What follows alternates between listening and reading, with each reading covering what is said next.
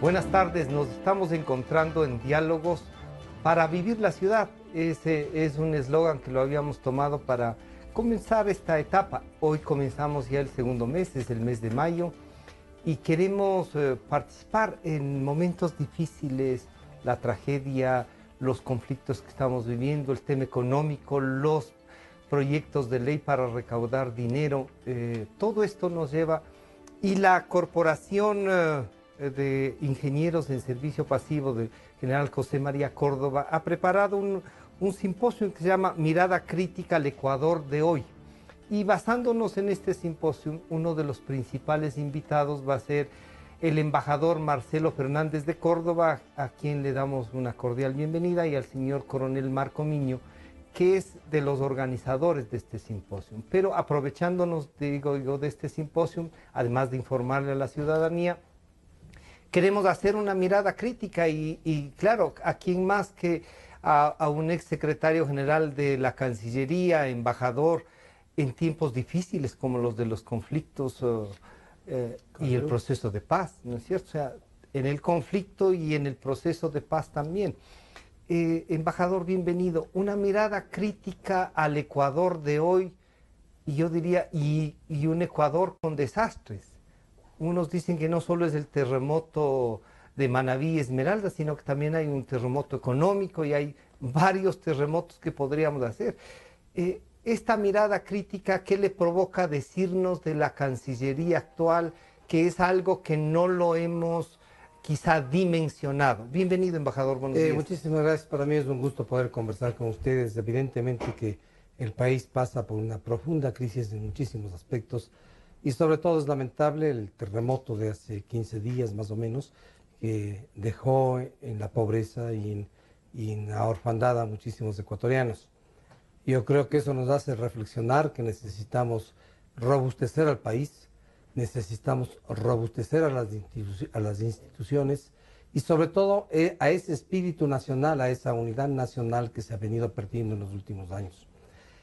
Con respecto y centrándome en el tema fundamental del cual vamos a conversar, es analizar qué ha sido un poco el servicio exterior ecuatoriano y qué ha sido la política exterior en estos 9 años.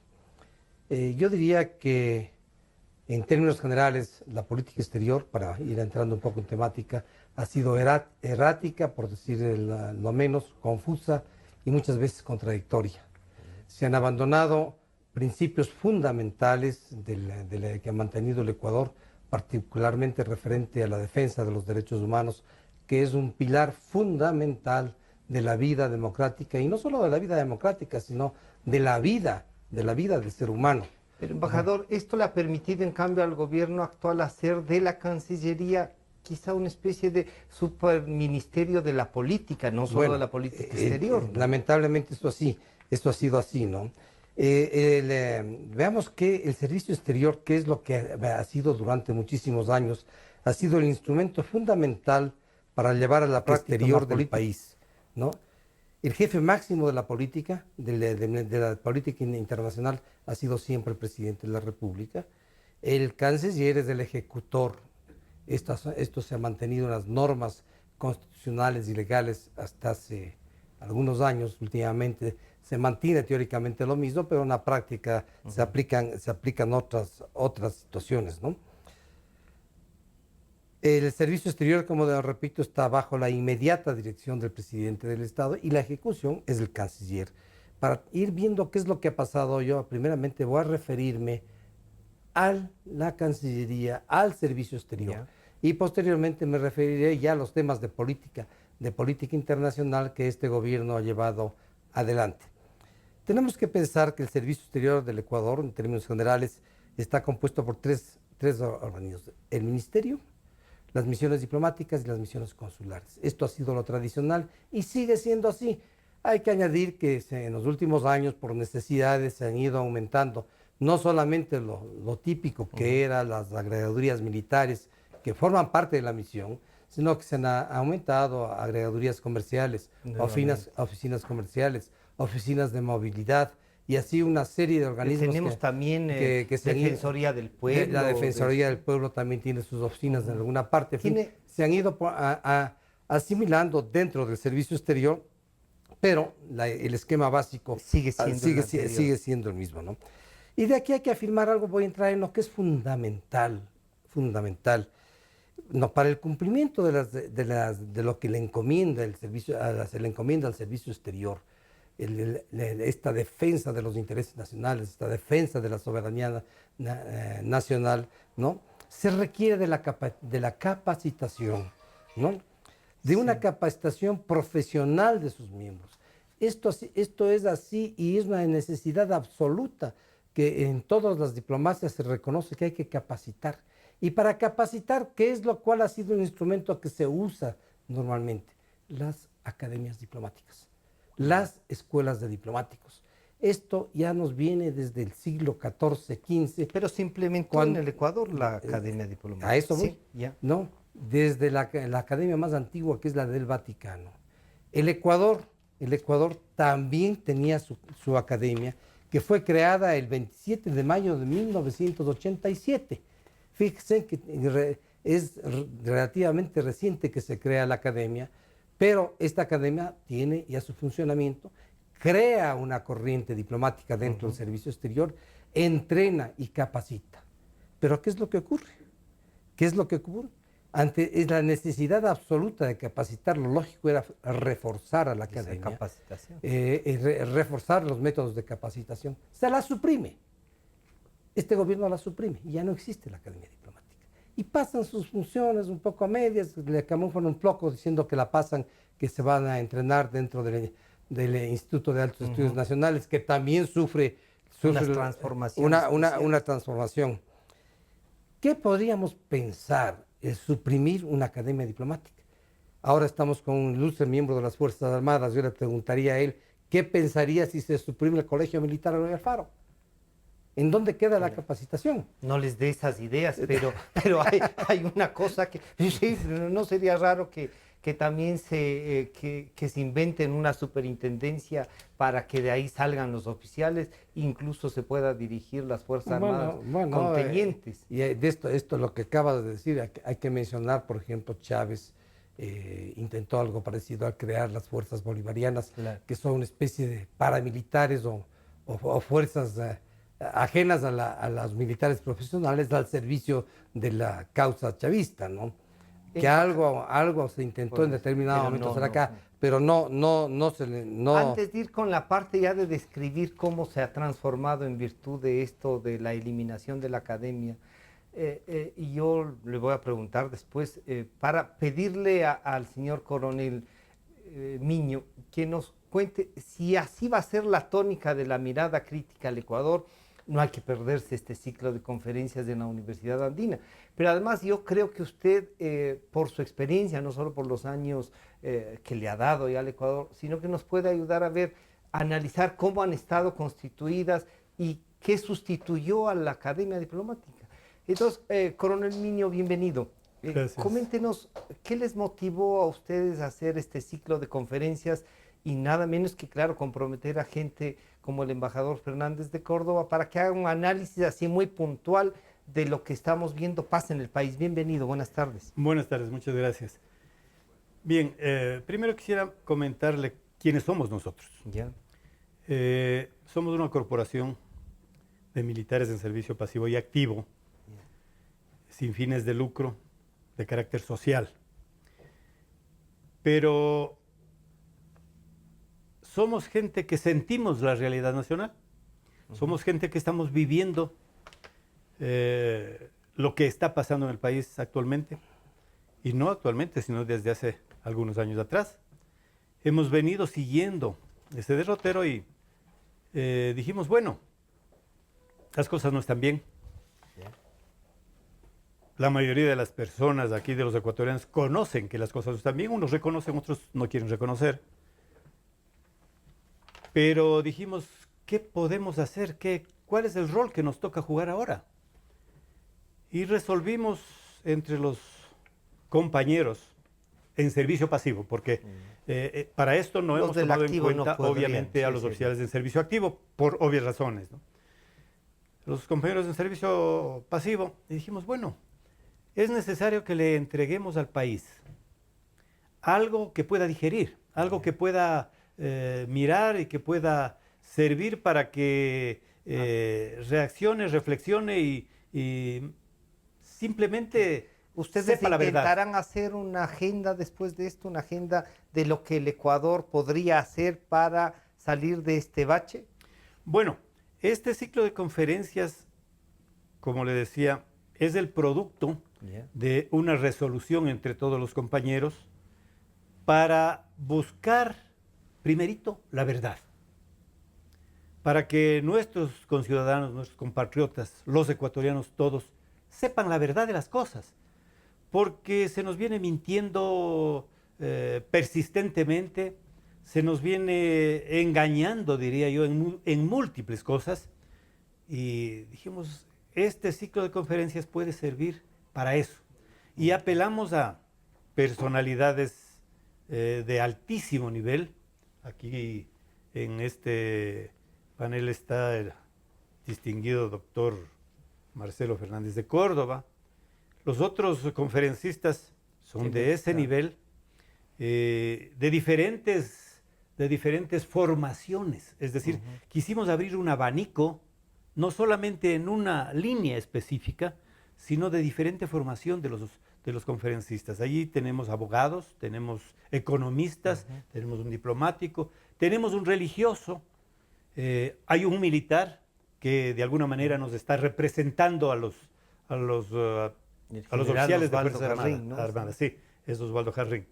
Entonces dijimos, en base a estos prestigiosos profesionales, podemos alcanzar esta crítica, esta mirada crítica. Cada uno de ellos en su percepción, en su perspectiva, en su formación, mirando de frente las cosas, van a decirnos cuál es la verdad en cada una de sus líneas de acción.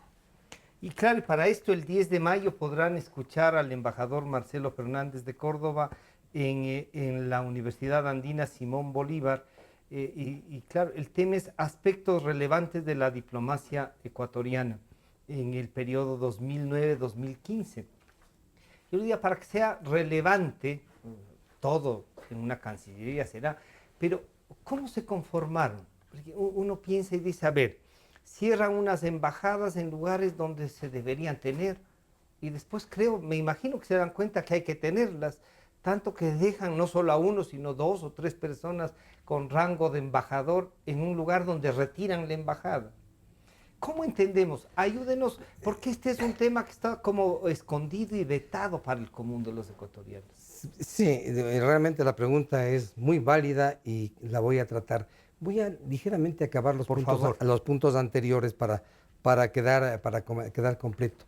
Lo segundo que se hace, que es gravísimo, se reforma la ley y se cambia la disposición de la ley que se requería que el secretario general o viceministro sea un embajador de carrera. Se elimina esto para dar paso a diversos nombramientos, particularmente para dar paso en el nombramiento de un extranjero, de un uruguayo que no tenía nada que ver con los asuntos internos o externos del Ecuador. Pero políticamente era así. Que era Quinto Lucas, sí, uruguayo, que todos conocemos la afiliación política que tenía él. Entonces se rompe el esquema institucional. La importancia del vicecanciller internamente era básica. Además que era el puntal absolutamente para que de la carrera, el que conocía la carrera, cómo funcionaba la carrera, pero además era el puntal para ayudar a un canciller político que nada conocía dentro del servicio exterior. Y que si conocía no tenía las interioridades. Entonces se deja sin esto y se nombra a un subsecretario absolutamente político. En la actualidad, esto también ha evolucionado. En la actualidad, básicamente, no hay un secretario general, ahora hay 3. Hay 3. Hay 3, que es el subsecretario administrativo, el subsecretario político y el subsecretario de movilidad, con la particularidad que de movilidad está nombrada una funcionaria que hace poco tiempo ingresó como tercer secretaria. Y de golpe y fue está en función a subsecretaria, que es el rango de embajador. Claro.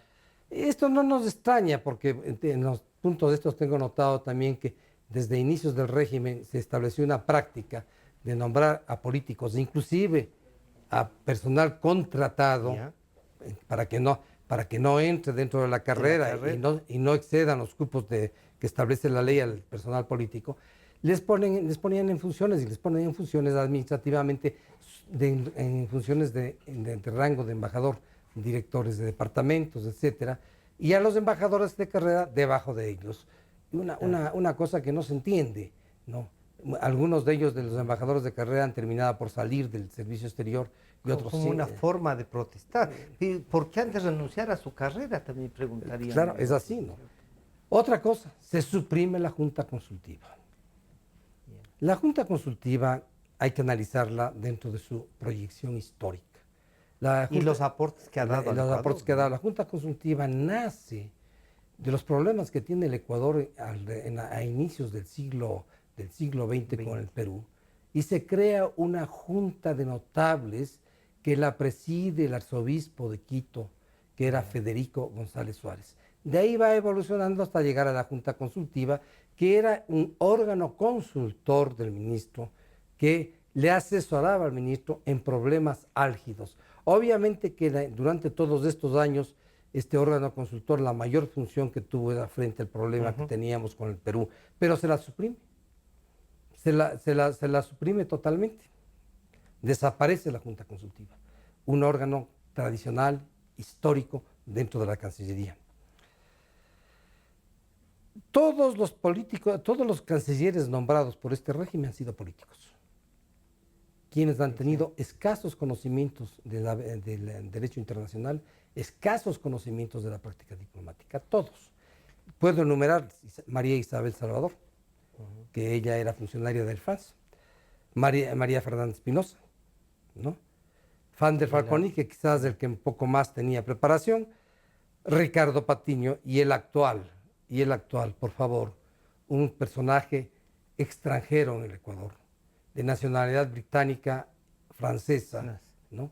Que es el actual canciller, como si los ecuatorianos no hubieran en el Ecuador un ecuatoriano que tenga la capacidad de ser canciller de la República. No es una forma de golpear a lo que el señor presidente denominó momias cocteleras. Pero por supuesto, oigan, vamos a terminar con esto, que esto no es dueño, tanto que un extranjero pueda hacerlo. Puede hacerlo, ¿no? Pero es parte.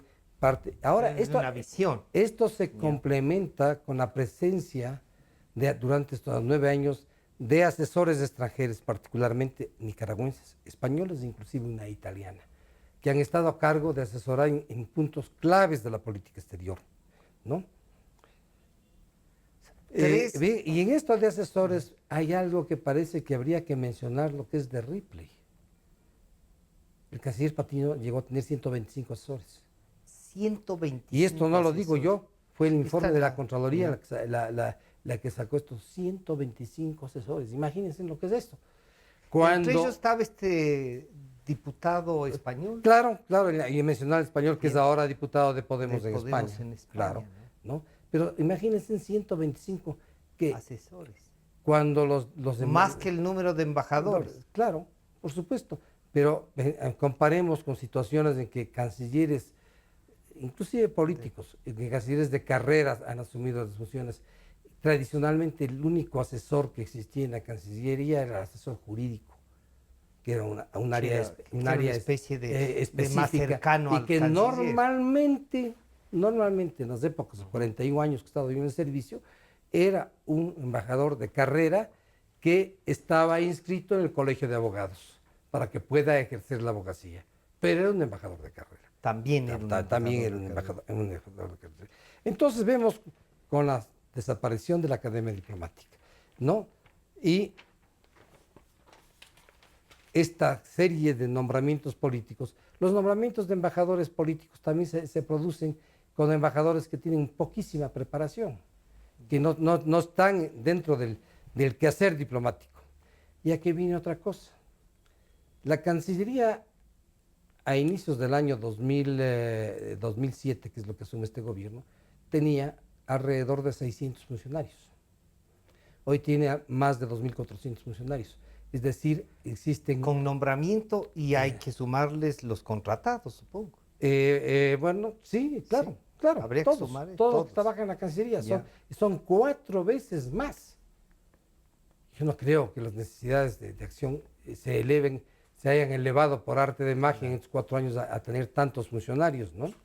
Se habló de que había que, y aquí voy al tema que tú mencionaste, se habló de que por austeridad había que suprimir varias embajadas. Ujú. Se suprime la embajada en Austria, en Bélgica y en Holanda. No hay embajadores. embajadores en estos 3 países. Ahora, vamos a ver que sí existe, se crean O sea, hay otras, oficinas hay de- unas oficinas paralelas, ya vamos a ver posteriormente, que se las crea para atender algo que no se dieron cuenta. Por ejemplo, en Holanda, al suprimir Holanda, no se dieron cuenta que de la Corte, Que ahí está la Haya. Corte Internacional de Justicia de la Haya estaba ahí, que la Corte Penal Internacional estaba Está ahí, y otra serie de organismos internacionales en los cuales el Ecuador estaba siempre representado por funcionarios de la embajada. Claro. Es decir, de hecho, se tenía una embajada ante Holanda, la embajador o embajadora de Holanda pues trabajaba con todas las trabajaba otras con todos estos. Cosa igual pasa en Bélgica. Pero ahora han ¿no? nombrado a 3. Ya vamos a ver, Ya. ya vamos a ver, porque no solamente es ahí. Claro. ¿no? A ver, en Austria también. Ahora, en Austria En también, Bélgica. en Es Austria, en raro, Bélgica ¿no? y en Holanda. ¿no? Teniendo una primera dama de Bélgica, no tenemos embajador. No tenemos embajador. Por ¿no? favor, en Austria y Bueno, en Bélgica. ¿quieres saber ese dato? Primero, Bueno, sí, sí, si no, te lo no voy- para pedirle te lo doy, al coronel Niño. te lo doy enseguida, ¿no? La lista porque tengo la lista de las embajadas. Ya. Pero, y si no, mientras la encontramos, yo quisiera pedirle una. ¿Es esto lo que vamos a Verás. reflexionar? Perdón, Es a muy ver. fácil. No. Tenemos, obviamente, en Austria no tenemos embajada, ¿no? Pero tenemos una oficina, una misión permanente de organismos internacionales. Ya. Hay un embajador concurrente en esa sede, y esta oficina tiene 8 funcionarios en Austria. En Austria. ¿no? Cuando antes eran que la embajadora o el embajador y un 3 secretario, personas, un secretario. dos nada más. O sea, 3 personas en total. Ahora no hay embajada, pero sí hay 8. ¿Y cuántos embajadores están en Viena? en Viena? También tenemos, en Viena también tenemos una oficina De asuntos, de asuntos internacionales con un embajador. Pero yendo al caso de los 2 embajadores Ajá. que llama la atención, tenemos 2 embajadores en el Brasil. Tenemos 2 embajadores en el Uruguay. Pongo estos 2 casos aparte, porque realmente es una corruptela diplomática, Claro. porque uno solo de estos 2 embajadores es el representante del Ecuador ante el Brasil y ante el Uruguay. Es el embajador que tiene El plenipotenciario el frente que al gobierno de cada que país. presentó credenciales. El otro está acreditado posiblemente con un rango inferior, porque no cabe acreditar 2 embajadores, Claro. pero para el Ecuador Es un embajador. es un embajador a plenipotenciario. quien se le da casa, a quien se le da todos los. Un dispendio Yo- viva la fiesta, entonces. Sí. Entonces, mira, ahí tenemos 2 embajadores. Tenemos 2 embajadores en la OEA. En los organismos internacionales podría darse, porque se nombra Para un que embajador tenga- principal y un alterno. Pero nunca hemos tenido eso en el Ecuador, porque no nos da. En la ONU, en Ginebra, tenemos 2 embajadores. Y en la UNESCO tenemos 2 embajadores. ¿no? Es decir, tenemos una superabundancia aquí en esta, son 1, 2, En son la 5. zona de Europa Central. En 5 representaciones, en lugar de haber 5 embajadores, hay 10 embajadores. ¿no? Es una cosa que ya realmente llama la atención. Coronel, esta ya no es una crítica, es una constatación de lo que ustedes quieren tener una mirada crítica. Ya no es Claro. crítica, sino es una constatación de que pasábamos mal. Yo en partí esto. indicándole a usted Ujú. hace unos momentos que lo que el pueblo ecuatoriano necesita es Un saber baño de la verdad. verdad. Y aquí vemos cuál es la verdad en el área diplomática. Y los diferentes conferencistas, por eso son de primer nivel y hemos Está escogido. Rosalía Arteaga. Ellos nos van a decir cuál es la verdad en su digamos, carril, digamos. Ya. ¿no? Eso es lo que pretendemos. ¿no? Hemos escogido, mire. ¿Cuáles son las mayores preocupaciones que tienen ustedes, los oficiales en servicio pasivo, que además están organizados en esto de la Corporación de Ingenieros en Servicio General José María Córdoba? Bueno, esta no es una sola de las organizaciones de militares en servicio pasivo. En cada una por lo general, en cada una de las armas del ejército, artillería, infantería, caballería, hay una organización similar. Hay una organización similar. Al margen de eso, hay algunas federaciones de oficiales en servicio pasivo, federaciones de oficiales y tropa en servicio pasivo, ¿no? Pero nosotros hemos creído que era necesario, repito, mostrarle al país cuáles son los problemas que hemos venido viviendo desde hace 9 años, ¿no? Fuerzas Armadas, por tomarlo. A Fuerzas Armadas se le han ofendido, se le han vilipendiado, se le han tratado de dividir, ¿no? Se han tratado de todos modos de destruir Fuerzas Armadas. Eso es una realidad que está a la vista. No podemos aceptar que se nos haya dicho, pues, bueno, a ver, los oficiales comen en vajilla de porcelana y el personal de tropa en vajilla de campaña. Yo me pregunto, ahora acuden a las Fuerzas Armadas, ahora que se dio la emergencia, que se dio esta catástrofe terrible para los ecuatorianos, Fuerzas Armadas están allí. ¿Y cómo están los oficiales a los que se les dijo, se les tildó de pelucones?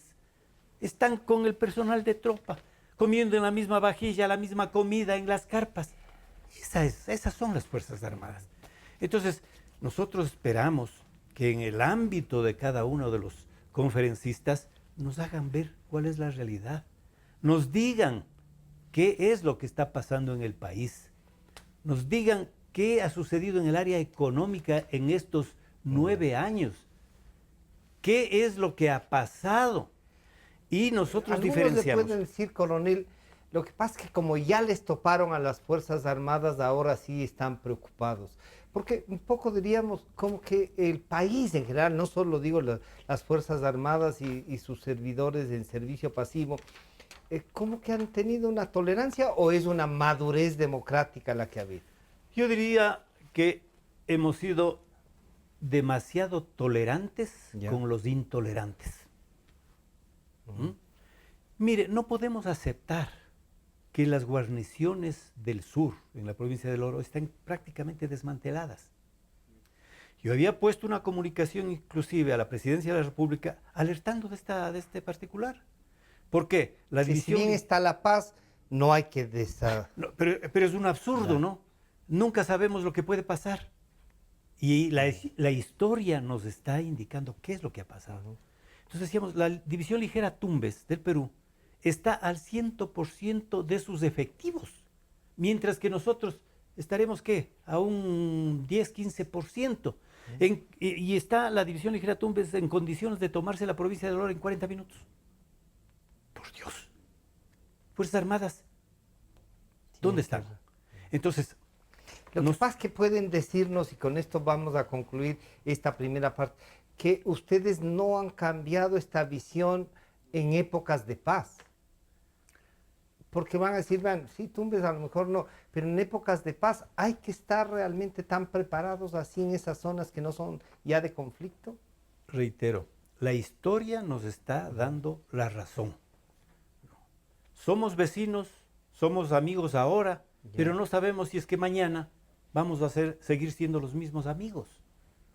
Entonces, las Fuerzas Armadas tienen que estar permanentemente preparadas y operativas. Eso no sucede ahora. Un ejemplo muy simple, el Cuerpo de Ingenieros del Ejército. El Cuerpo de Ingenieros del Ejército, ustedes conocen, ha sido la herramienta del Ejército en apoyo al desarrollo del país, permanentemente. Ha sido el que ha hecho las carreteras en sitios en donde muy difícilmente... No es atractivo para la empresa privada. No es cierto. Bien. El Cuerpo de Ingenieros del Ejército, hace un año atrás, todas sus maquinarias, todo su equipo estaba parado, con un lucro cesante brutal, diría yo.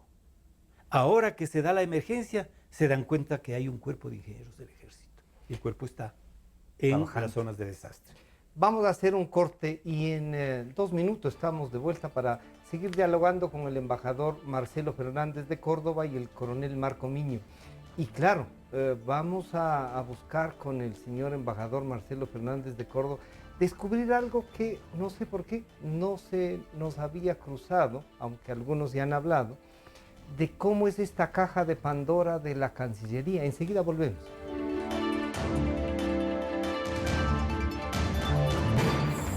En un momento regresamos con Diálogos por Democracia M y Democracia TV.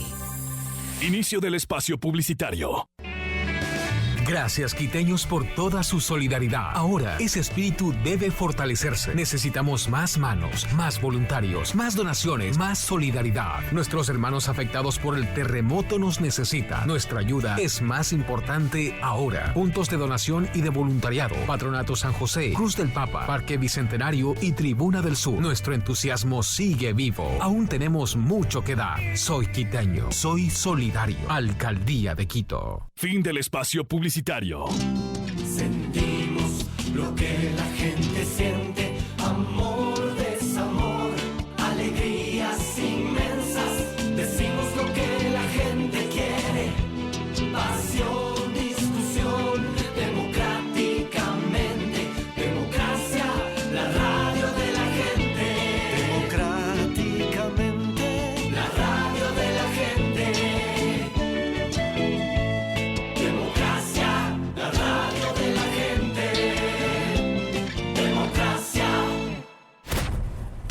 Democracia. Sobre la emergencia de gas y energía que se está viviendo en la costa Caribe. Democracia. Rusia retoma críticas por retenidos en base naval de Estados Unidos. Democracia. Formulé el primer pedido histórico de perdón a las víctimas de las graves violaciones de los derechos humanos. Democracia. Solo noticias. Desde el Distrito Metropolitano de Quito, Cadena Democracia, la radio de la gente. Francisco Rocha está de vuelta con Diálogos por Democracia M y Democracia TV.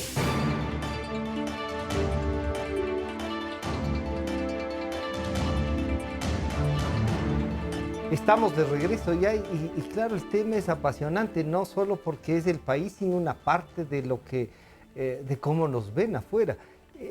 Embajador Marcelo Fernández de Córdoba, uno diría, ¿con qué visión se estructura esto, no? Porque claro, frente a esta estructura debe tener alguna visión política internacional. Nos estamos insertando en otras áreas. Si usted, le pido por favor que concluya con eso de la estructura. Voy a concluir un poquito esto ahí, porque, por ejemplo, es importante notar de que se suprimen 3 embajadas importantes y abrimos embajadas en Bielorrusia, en Argelia, en Etiopía, Nigeria y Sudáfrica. Creo que no hace falta comentar mucho que los muy pocos intereses que pueden haber allí. Está bien expandirse, está muy mal cerrar, ¿no? Y la otra cosa, pues esta superpoblación en el servicio exterior ha tenido su reflejo en las embajadas. Claro. Simplemente a manera de ejemplo, ¿no? En España hay 103 funcionarios. 103 funcionarios. 20 son de la embajada y los otros son de los consulados. Ya voy a dar mi explicación. Sí, por favor. En Estados Unidos hay 125. 28 son de la embajada, teniendo presente que dentro de los 28 están 11, que es de la parte de agregados militares, ¿no?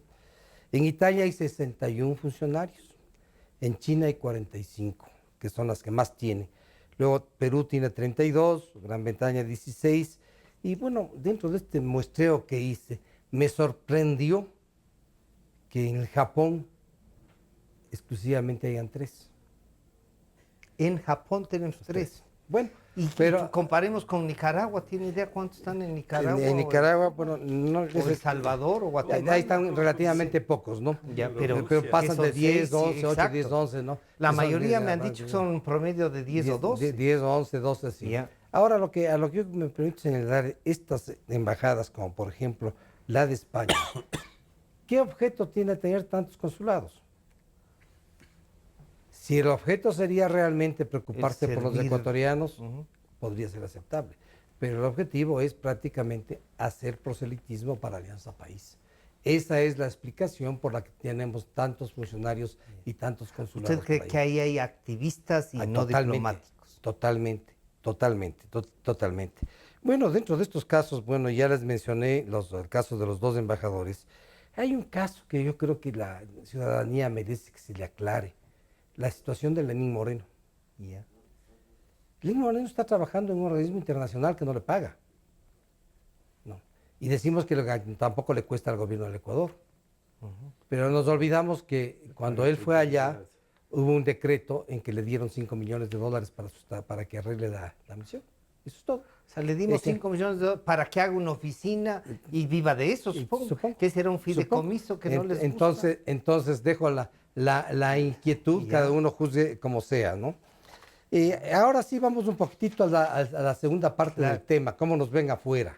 Y entonces, claro, capaz que esta estructura, embajador, nos permite tener una visión distinta de la que teníamos. El Ecuador ahora es el jaguar de América Latina. En diplomacia, la visión que se tiene del país, de la diplomacia de un país, está dada básicamente por la acción de ese país, sobre todo en los organismos internacionales, sobre todo dentro de Naciones Unidas. ¿Cuál es ese comportamiento? Y dentro de Naciones Unidas, dentro de su comportamiento en algo que ya mencioné que es un pilar fundamental, que son los derechos humanos.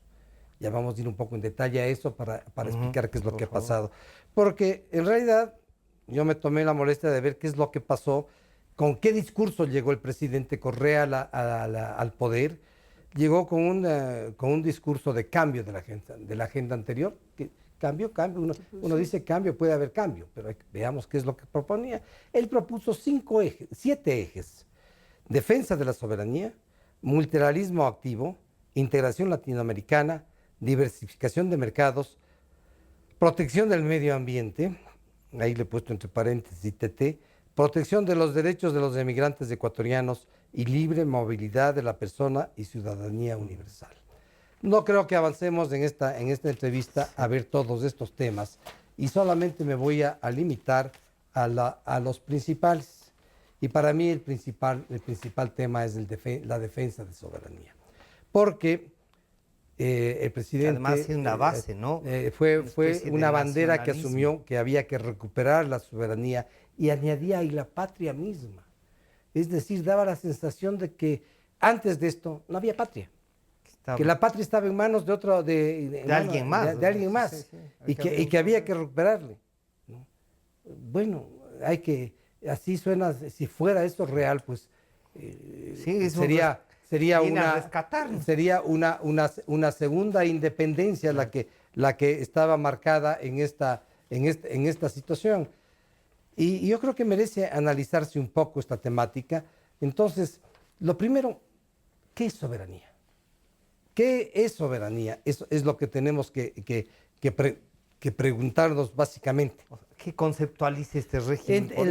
¿O en general? La definición de soberanía en general es un poco complicada, pero yo me quedo entre dos definiciones que hay que marcarla. ¿Qué es soberanía? La facultad de decisión en última instancia en la competencia que tiene un país. En la competencia que tiene. Decisión respetando el marco internacional. Para otros, la soberanía es el poder político supremo que corresponde a un Estado independiente. Entonces, si analizamos esto, bueno, ¿qué rescate de la soberanía anterior? Que reforcemos determinados puntos de la soberanía, caben, pero decir que antes hay un antes y un después, porque antes no existía, el Ecuador no era país soberano, pues yo creo que hay que eso analizarlo de una manera muy suena más a eslogan de campaña política que de política exterior. Ahora veamos qué es lo que se ha hecho dentro de este acápite. El primer gran anuncio fue que había que echar a la base de Manta de los Estados Unidos que estaba en la ciudad de Manta, que había que sacarlo. Bueno, en primer lugar, y yo estoy con industria militar, siempre hablamos de la base de Manta, lo cual es inexacto. Claro. Porque lo que en una base de Manta en que nunca estuvieron más de 60 efectivos, nunca. Por lo general estuvieron muchos menos americanos. El propio convenio decía de uso. Eran facilidades para los aviones norteamericanos que controlaban el tráfico de drogas. Claro que se atacó diciendo que se utilizaba contra la FARC, una serie de cosas. Pero bueno, y además ¿qué es lo que ocurrió? Que coincidió con la terminación del contrato por 10 años que se había dado a la base de Manta. Aguantaron 3 años, diríamos. Sí, no es que los echaron. 10 años. Sí, no, pero 3 años en este gobierno. No, menos. Menos de 3. Menos, pero llegó la fecha de vencimiento y los americanos fueron tranquilamente. No es que se los echó, no fue un acto soberano. Simplemente, así mismo, como se les había hecho un contrato, dentro de las facultades soberanas se les había hecho un contrato, dentro de esas facultades no se renovaba el contrato. Ese es uno de los temas. Un tema que realmente quiero tratar, que cómo nos puede ver el exterior, es cuando había que elegir un miembro no permanente del Consejo de Seguridad de Naciones Unidas. El Ecuador formalmente se compromete a votar por el Japón. Se compromete por escrito. Una decisión ya tomada. Tomada. Y llega la votación y nuestra canciller, invocando que somos un país soberano y que en uso de esa soberanía y en defensa de soberanía, burlamos la palabra y votamos por Irán.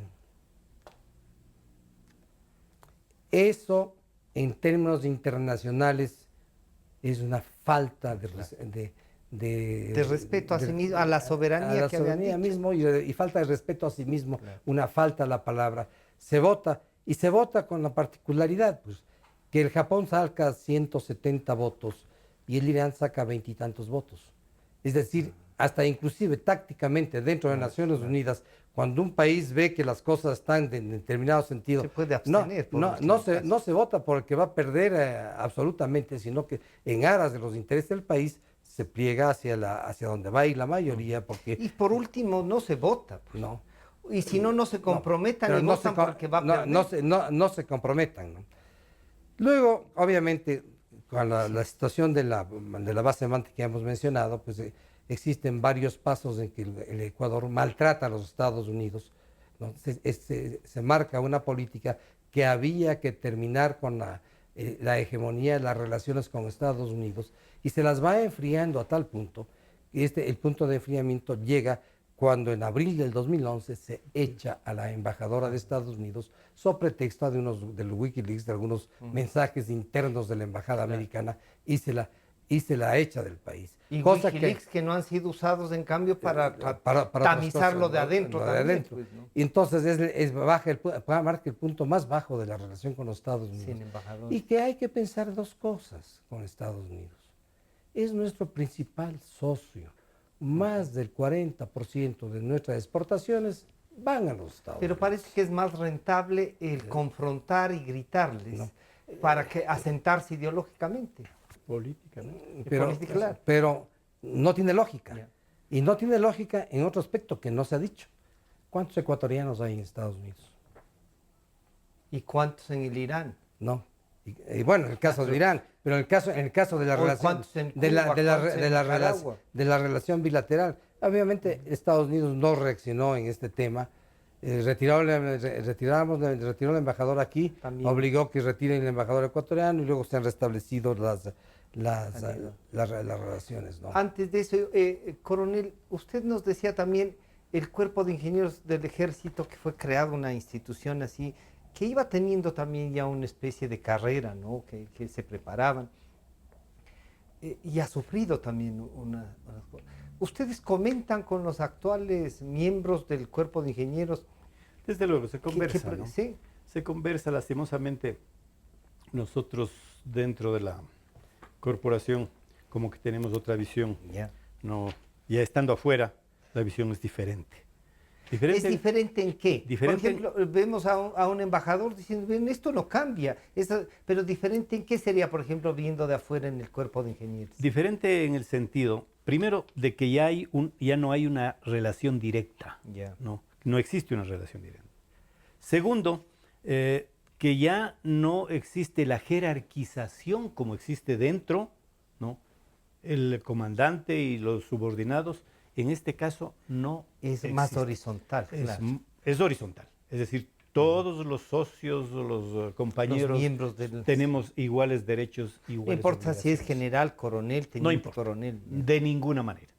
Entonces, eso es bueno, porque podemos mirar la las cosas. discusión es distinta. Claro, mirar las cosas desde otro ángulo. Y eso es lo que nos ha hecho percibir que el cuerpo de ingenieros de un tiempo acá estaba siendo subutilizado.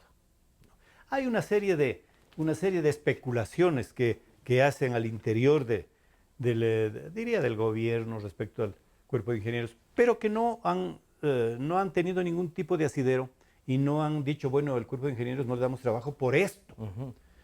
Pero ahora sí que hay el desastre, el cuerpo de ingenieros sí solo está se sembraba, utilizado. digamos, se ponía sombras, quizás lo que había hecho el cuerpo de ingenieros, pero nunca se les acusó de nada directamente.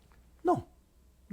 Bueno, se ha acusado al cuerpo de ingenieros de muchas cosas, pero nunca han podido demostrar absolutamente nada. Entonces el cuerpo de ingenieros estaba allí, el cuerpo de ingenieros ha hecho obras importantísimas para el país. Ahí está, las carreteras en vialidad, ¿no? Carreteras al oriente especialmente, en la costa también. ¿Alguna puentes. obra de ustedes tienen noción de si en el terremoto se ha caído, se ha partido, se abrió? No, que sepamos no. El puente de Bahía está ahí. No sufrió absolutamente nada, ningún problema con el sismo. Entonces, el hecho de estar afuera nos permite ser críticos también, ¿no? Ser críticos de lo que pasa adentro y ser críticos de lo que le hacen a Fuerzas Armadas. Han tratado, como le digo, de dividirnos a Fuerzas Armadas.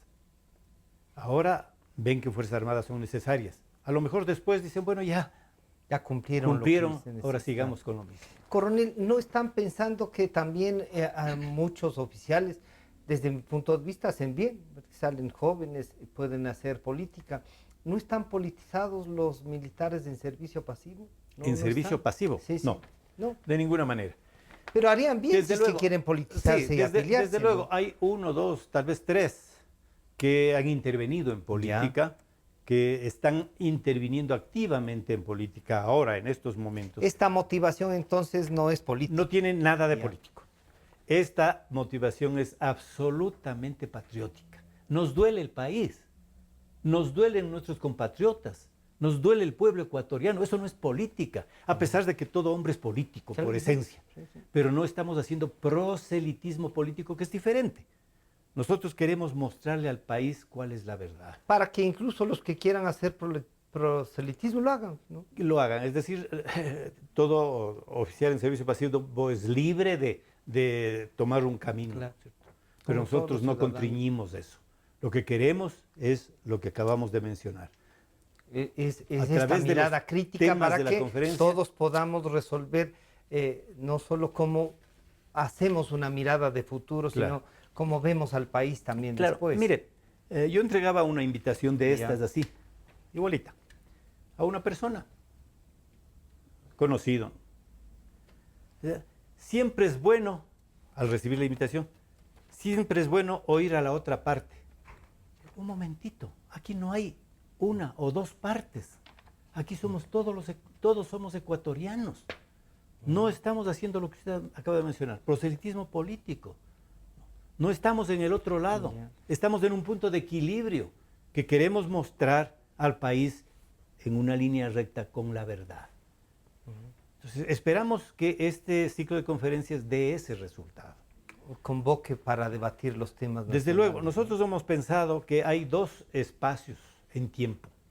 Uno que comienza en el 97 y termina ahora, y otro que va a comenzar ahora.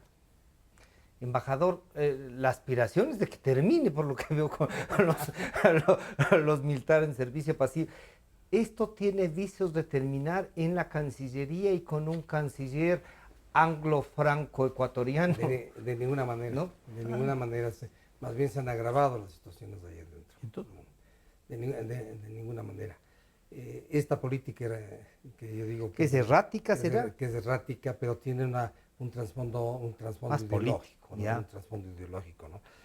Todavía me faltan aquí. Y vamos a comprometerle para hacer varios casos. Pero, ¿qué casos más tiene? Por favor. Me voy a ir a los casos principales de desprestigio, diría yo. Todos recordarán todo el gravísimo problema de la valija diplomática. 40 kilos de cocaína enviados por valija diplomática.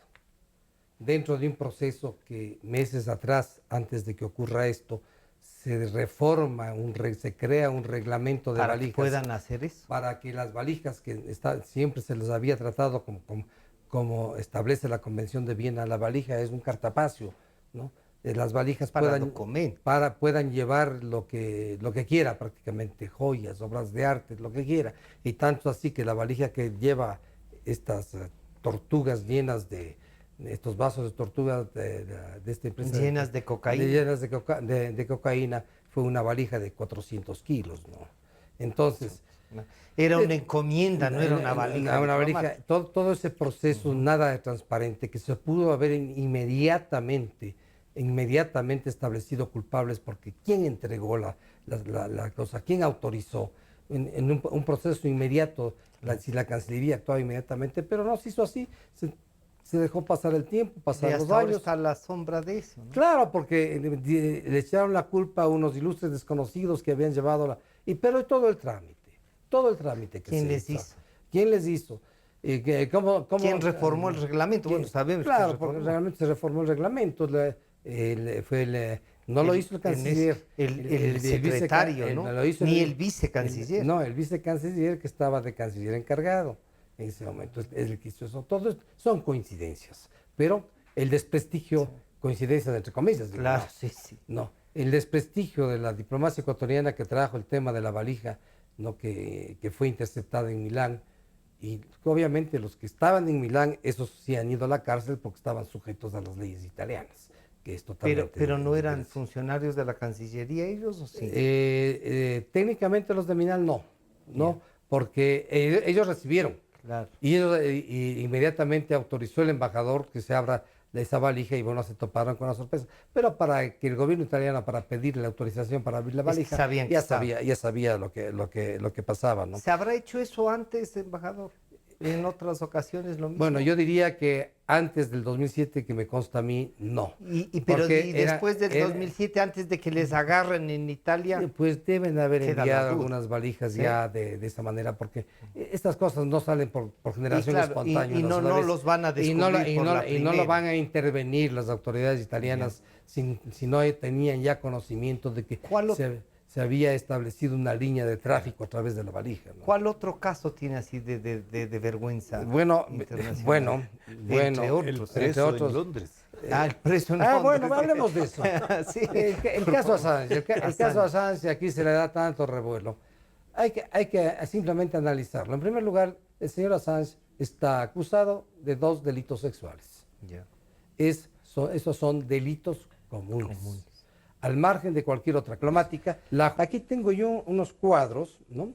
Unos cuadros que son exactamente de las votaciones del Ecuador en cuestión de derechos humanos dentro de Naciones Unidas. Para tomar un ejemplo, ¿no? En el 62, en el 63 periodos de sesiones, el Ecuador se abstiene de las condenas sobre derechos humanos a Bielorrusia, al Irán y a Corea del Norte. En el siguiente periodo se abstiene en Corea, pero vota en contra de la resolución de favor de los derechos humanos en caso del Irán. Luego, en el 64 periodos de sesiones, vota en contra de la resolución de derechos humanos a favor del Irán y se abstiene en el caso de Corea. Bueno, y así vamos viendo que en todos los casos, pero en realidad la posición del Ecuador es en contra de cualquier resolución que sea favorable a los derechos humanos, en el caso de Corea, en el caso de Bielorrusia, de Irán, que son bueno, aquí tengo un cuadro de todas las resoluciones, que sería un poco largo, pero esto nos lleva a pensar que el Ecuador ha cambiado. El Ecuador tuvo una actuación dentro de derechos humanos. O sea, que eso del Ecuador ya cambió, es cierto. Bueno, pero mal. Pero mal. Fíjese que el prestigio del Ecuador en derechos humanos lleva que el Ecuador fue uno de los principales países para la creación de la Oficina del Alto Comisionado de Naciones Unidas para Derechos Humanos. Y luego pensemos que el primer alto comisionado es un ecuatoriano. No, es un ecuatoriano. Eso no sale porque por así, si no sale porque el prestigio del Ecuador en materia de derechos humanos le permitía, en primer lugar, estar dentro de los países líderes para la creación del alto comisionado. Y luego, ratificar ese liderazgo de derechos humanos con el primer comisionado de derechos humanos. Coronel Niño, le pido que concluyamos esta interesante charla con la invitación a este ciclo de conferencias que inician el día de mañana, ¿no? Mañana con la presencia de la doctora Rosalía Arteaga y a las 18:30, a las 19 el señor general Osvaldo Jarrín y a las 20:25 el doctor César Montaño, rector de la Universidad Andina. Así es. ¿Qué otros días van a estar y cómo va a ser el ingreso? El ciclo de conferencias comienza efectivamente el día de mañana a las 6:30 de la tarde.